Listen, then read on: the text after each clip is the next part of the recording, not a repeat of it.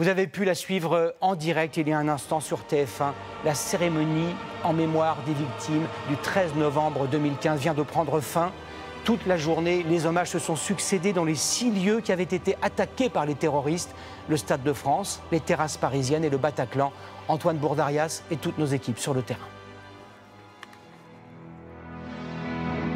132 étoiles. Comme les 132 victimes du 13 novembre, illumine le ciel de Paris.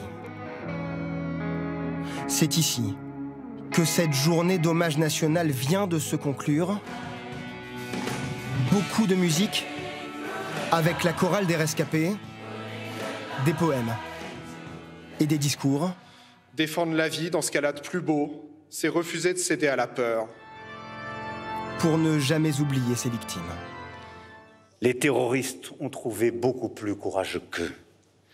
Paris a tenu. Vous avez tenu. La France a tenu. La République a tenu. Une journée de commémoration qui a débuté ici au Stade de France.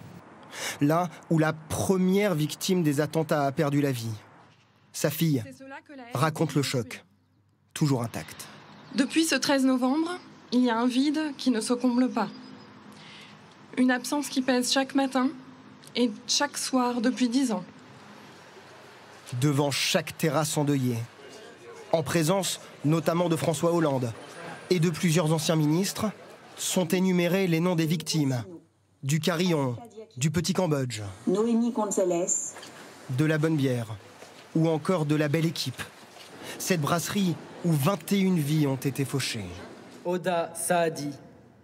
Avec, lors de chaque cérémonie, ces foules silencieuses, venues spontanément pour se recueillir, se souvenir. Je suis triste. Voilà. Ça m'a beaucoup touché. On est marqué à jamais. On ne peut pas oublier. C'est resté dans nos cœurs. Et puis, je crois, dans le cœur de tous les Français. Une émotion immense.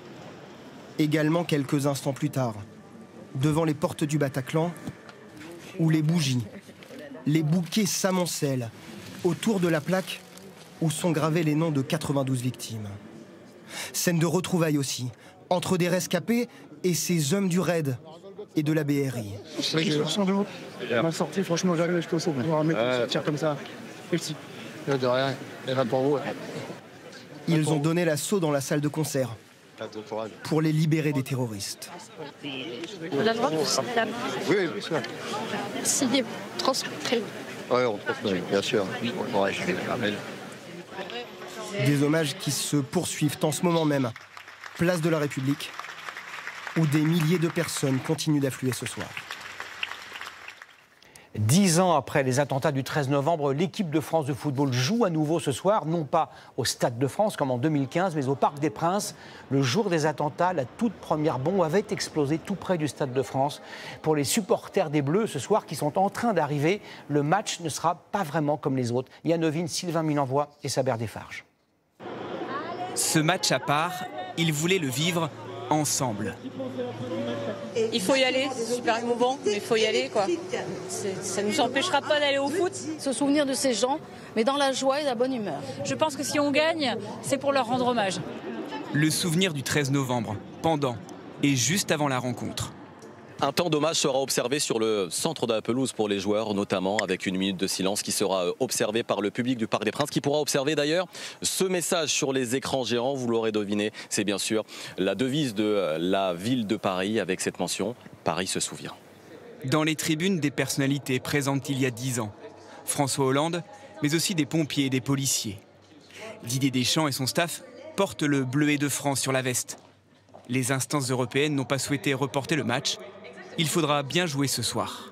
Malgré le fait qu'il y ait une qualification à la Coupe du Monde qui se joue, il y a des choses bien plus importantes. Et la commémoration de cette journée, qui est malheureusement historique, en fait partie. Et on n'est pas déconnecté de ça, donc on voulait avoir une pensée pour tous les Français et Françaises. Côté sécurité, le dispositif est légèrement renforcé. 600 policiers autour du Parc des Princes depuis le milieu de l'après-midi. La fête domine, pas l'inquiétude. Ça va être un moment d'émotion et de recueillement. Mais non, ça me fait pas peur pour autant. Un match de foot, un match pour la mémoire. Une banderole en hommage aux victimes sera déployée après un quart d'heure de jeu, à la minute de la première explosion, il y a 10 ans.